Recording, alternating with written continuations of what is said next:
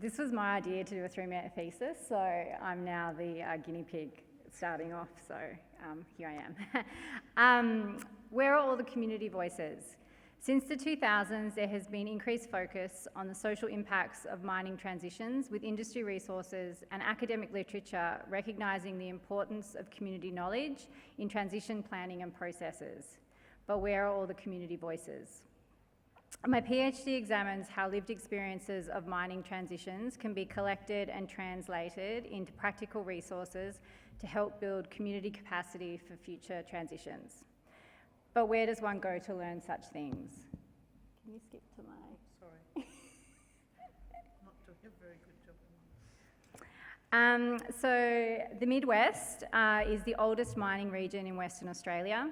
It is home to Wilgie Mia, the place of red ochre, the oldest continuous mining operation in the world, about 30,000 years old. The first European mine in the state was Geraldine Lead Mine on the Murchison River. Today, the Midwest boasts a diverse mining sector with nearly half its annual economic output coming from mining. Taking a regional approach, I lived in the Midwest for 6 months through a CRC Times-sponsored internship with the Midwest Development Commission. This allowed me to understand the region beyond statistics and to build those relationships that we all are talking about being so important. To ensure First Nations voices are part of the project, I partnered with Yamatji Southern Regional Corporation through a research agreement which provides support for including First Nations participants.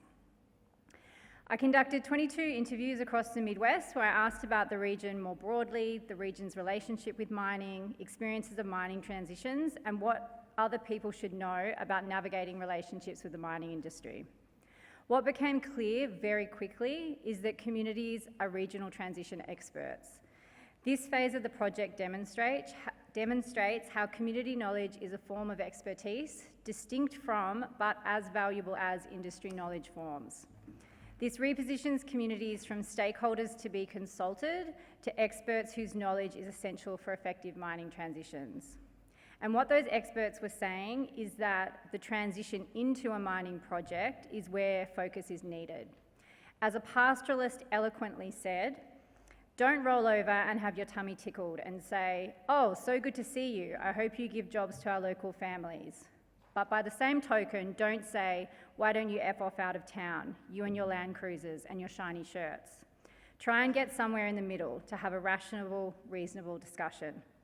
So, now community voices have been found, what next?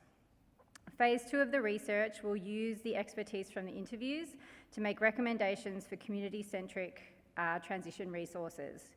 Initial ideas are focused on a regional learning network where communities can share expertise, what happened, what they learnt, what others need to know. Alongside this would be a resource to support relations with mining companies through developing a clear and consistent pitch. This is who we are, this is our strategic plan, and this is what we need. These ideas will be shared across the region for community feedback.